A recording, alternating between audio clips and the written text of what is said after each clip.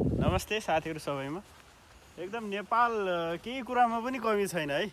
नेपालमा तपाईको घुम्नको लागि यति रमणीय ठाउँहरु छन्। चितवन घुम्नलाई नै तपाईको 1 हप्ता छुटाउनु पर्ने देखियो। अब 2 दिन भयो घुम्न थालेको। अब तपाईको हिजो हामी सौरा घुम्यौं है। हिजोको नाइट हाम्रो सौरामै भयो।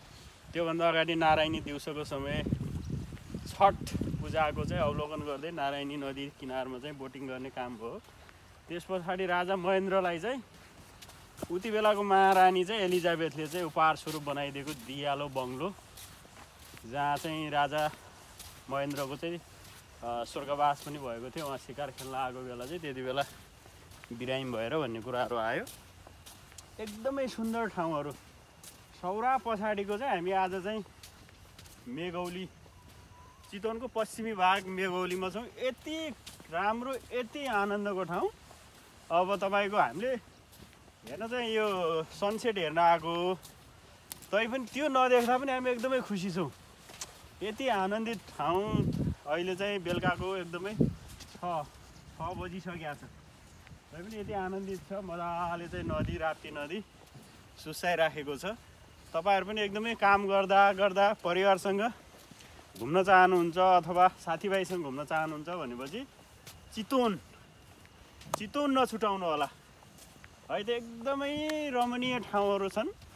चितवनको तपाईले यहाँको चाहिँ जाति, यो पश्चिम भागमा चाहिँ तपाईहरुको थारू, कुमालको चाहिँ यहाँको संस्कृति, संस्कार, रहनसहन हैन, तपाईहरुको त्यो पनि तपाईहरुले स्टडी गर्न चाहनुहुन्छ भने पनि आउन सक्नुहुन्छ, हेर्न सक्नुहुन्छ।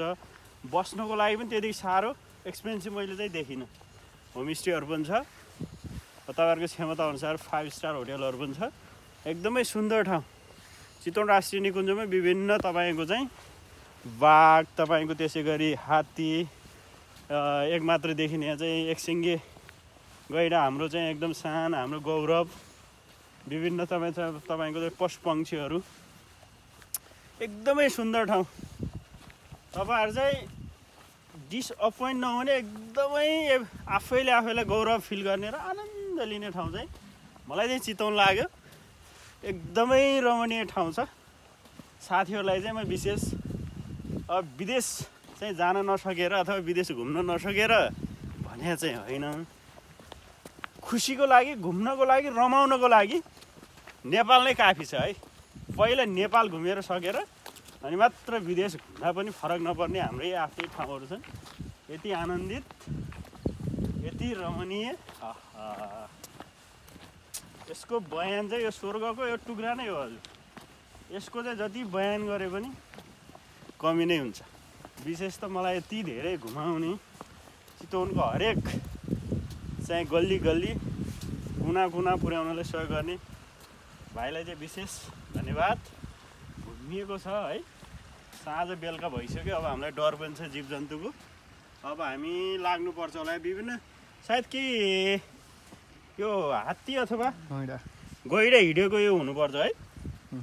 यसरी हिँडेको छ। त्यसै गरी सानसाना मृग हिँडेका त कति छन्, कति तपाईको साँझ भइसक्यो। अलिकति जोखिम पनि छ। अब हामी चाँडो निस्किनुपर्छ है त। ल लागौँ।